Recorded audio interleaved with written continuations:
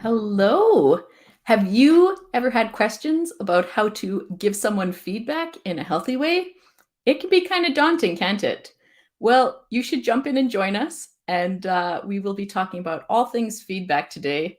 I also want to apologize for any of our regular listeners. I'm not sure why, but I did not have sound yesterday when recording.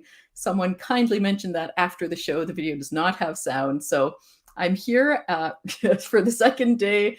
We're going to go through the same things. And thank you so much for noting that. And I hope you enjoy. Welcome to Leadership Ripples with Leah Fink. Every action you take as a leader has a ripple effect, going out to not only your team, but the organization and even into people's personal lives. On this show, we use real stories from leaders so we can hear about them, learn from them, and ultimately level up your own leadership skills. Please feel free to comment and ask your questions throughout the show. Even if you're not watching us live, if you leave those comments and questions, we can be sure to get back to you with some information. So today, the topic is feedback. Now, this is a really big topic, even to introduce with this first example. So we will actually be doing this as a multi-part episode. So please make sure you tune in next week to listen to the second part of this as well. NT shares her question. I became a supervisor about 6 months ago, and I'm now leading the team that I used to be a part of. One of the things that I find hardest in my new role is giving the staff team feedback. These are people who used to be my peers, some are still my friends, and some of them are older than me. It makes me really uncomfortable to say anything critical to them. I just did my first annual performance review, and it was really awkward. I did end up giving some critical feedback, but mostly I tried to be positive and I did my best. How can I provide feedback in the future without feeling mean? Now, thank you for sharing your question, NT, and you are not alone. I certainly understand where you're coming from. Providing feedback can be very daunting, and it sounds like on top of that, you're still navigating this shift in power dynamic from being a peer with your staff team to now being in a leadership position. That is complicated on its own, and we will be doing a future episode talking about that as well. And I'm going to actually start by sharing a situation that I also experienced with feedback. Back when I was in a supervisor role at an addiction and mental health program, one of the questions we would ask new staff or potential staff as they came in was, how do you like to receive feedback? And often people would talk very passionately or very excitedly about how much they like getting feedback. They want to know what they're doing well. They wanted to know in ways they could grow and when they weren't doing things in the ideal way. So they'd talk about this, they'd be really excited. And then we'd ask the second part of the question. And the second part of the question was, how do you like to give feedback? And those same people who were just really excited about receiving feedback kind of hesitate a little and say, oh, well, I'm not the most comfortable giving feedback. And that seemed kind of strange, doesn't it? That these same people who were so happy to get feedback were hesitant in receiving it. And this is a trend I see a lot in my own work now. This is actually fairly common to talk as well. And so let's go a little bit and focus today on why giving feedback is so hard. Now, the first piece about this is we are relational. We care about other people. And if you remember back to one of our earlier episodes, we were talking about spectrums of behavior. And we can sit along different places on these spectrums. And one of the ones you could think of is this spectrum of being truth-focused or being more harmony-focused, right? Telling the hard truths or keeping the peace is another way you could say that. And a lot of people, I would say majority of people, do tend to sit a little bit more on this harmony-focused side. And that makes a lot of sense, right? Once again, we're social people. We like to bond. We like to make people happy. That's very natural. And in fact, when I talk to a lot of organizations and they look at where their organization is on this as well, they'll put their organization more on this harmony-focused piece. So we have all of this focus on, we don't want to rock the boat. We don't want to make people upset. We want to be more harmony-focused. Now, of course, if you are more harmony-focused, it can be harder to say something that might move away from that harmony, to say something that's potentially constructive to someone and might shift their view or shake them up a little bit. And a lot of our experience and perspective around this, I'm going to say, comes from previous negative times that we received feedback in a not so healthy way. I think most people have had an experience where maybe they felt belittled or embarrassed by the way they were given feedback. It was given maybe in a public setting and or a way that felt very hurtful. And of course, when you've had that experience, you want to protect other people from having that negative experience. You don't want to be the one who hurts someone like that because you know how horrible it felt when you were cut down that way.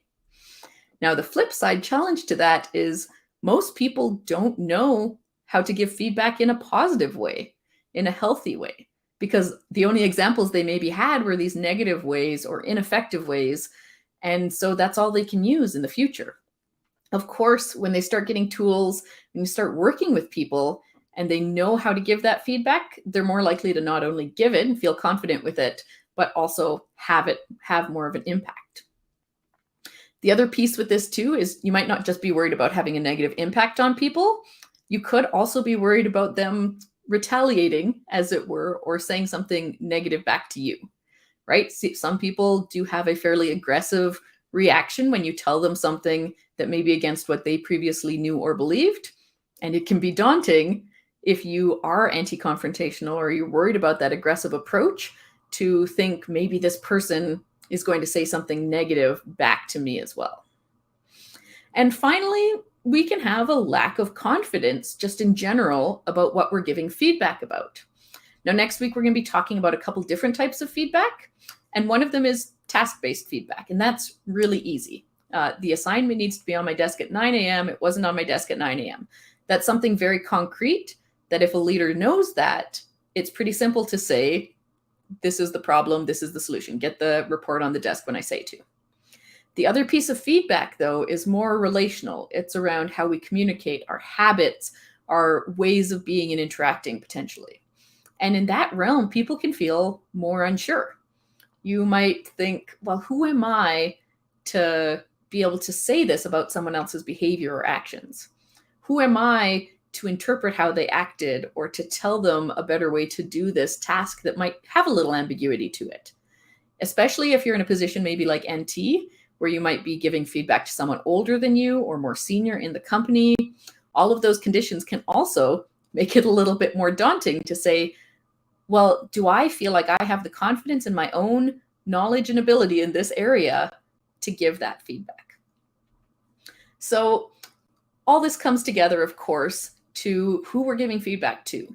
Now, we're actually fairly trained in our society when we are in roles with less power, so as a staff member, as a student, that we expect to get feedback. We're fairly trained from this from an early age. You go to school, your teacher gives you a report card, they grade your projects. That is a type of feedback that they're giving you. So we're trained into this.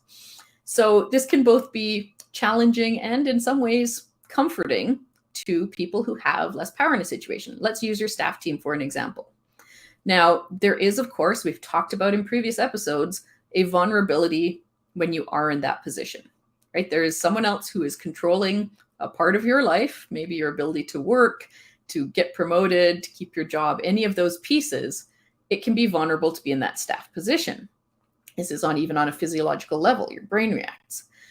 And if someone is going to tell you from their position of power as a leader that you're doing something wrong, that can be quite powerful. It can impact us. We can feel very vulnerable with that.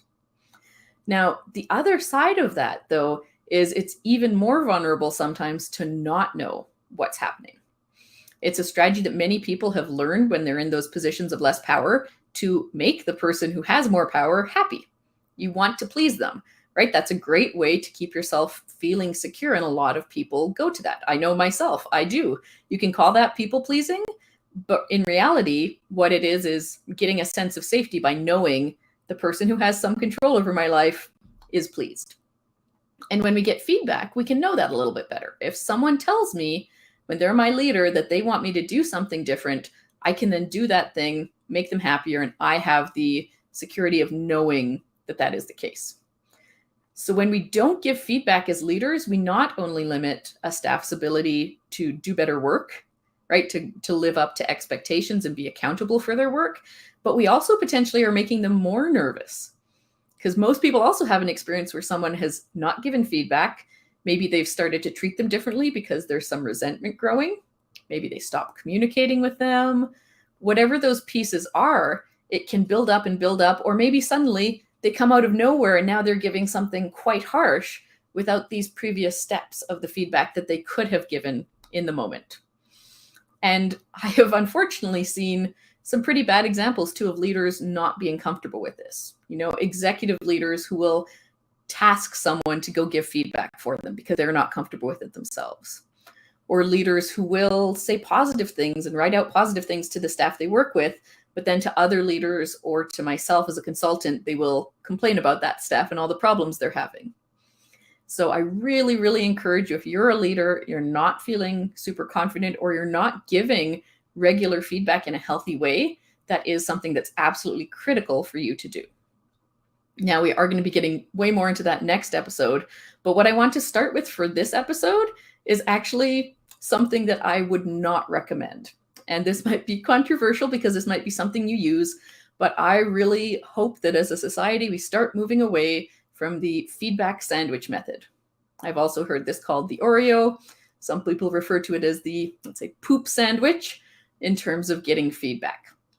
Now, because it's been taught a lot of people use it, but it's not actually that effective for the feedback itself.